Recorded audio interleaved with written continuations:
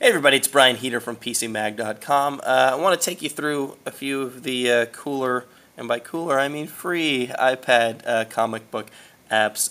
Earlier today we showed you the Marvel app. I would say arguably the best, certainly one of the most dynamic comics apps currently on the iPad. It's got this really extensive back catalog of old issues. You can see right here these old Amazing Spider-Man, Lee Ditko's Spider-Man from like 1963. It's got old Kirby Lee Fantastic Four up through some current day books. We've got a here we go, 1999 issue of Amazing Spider-Man that we were reading earlier. So one of the cool things about the Marvel app is it has, obviously the standard page-by-page feature, which is the way we're all used to reading comic books. It also has this panel-by-panel feature.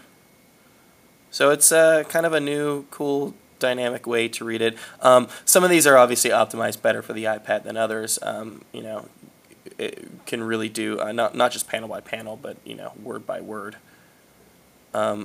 Really cool, highly recommended for all the Marvel fans out there. It looks like they've got probably hundreds of back issues currently available. Wanted to show you a few other things real quick. So, just to sort of give you an idea of what's going on in the comic book space right now. This is an application, as you can tell by the size, optimized for the iPhone.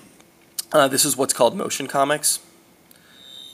This is something that I actually saw back at Comic-Con when I interviewed Stan Lee. It's a project that he's working on. So Motion Comics, it's sort of a new space, and not everybody is in love with them. Not really comics, they're actually kind of just limited animation.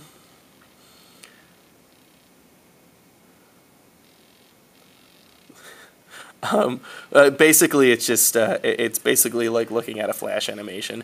So this was something that a lot of the larger comic book companies were attempting. This is something put out by Stan Lee of Marvel. Marvel had a few of their own. There was a Spider-Woman book that did pretty well. Not really taking off with the comic crowd, however, because they actually want to read comics.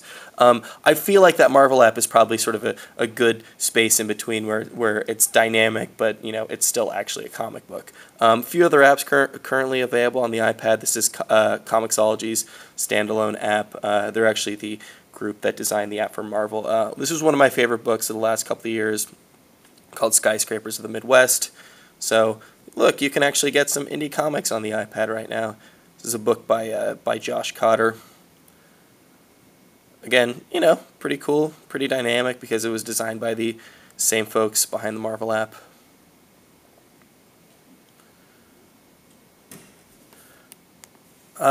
Few of the other big ones, again, everything that we have on here you can download for free, although the books will cost you. So there's a company called iVerse, and I believe they actually also created this IDW app. If you're a big fan of Star Trek comics, you can download them through IDW's app. They also created the Archie comics, which Carol, who's holding the camera right now, is a big fan. Yay. When they load.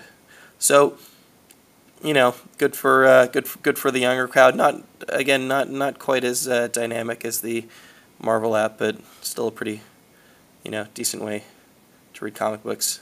Clear, bright screen.